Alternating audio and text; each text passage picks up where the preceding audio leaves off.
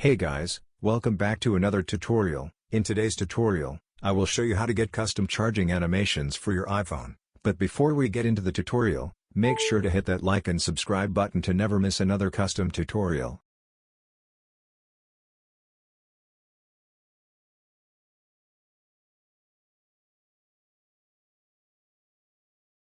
These are just a few of the charging animations you can use.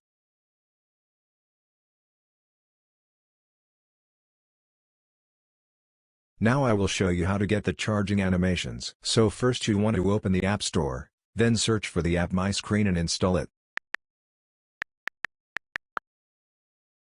I already have it installed, so pause the video here while you install it.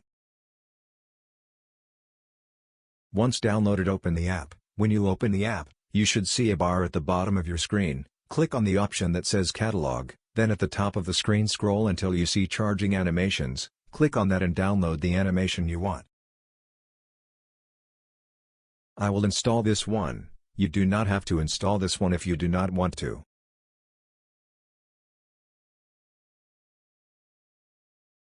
Now open the Shortcuts app.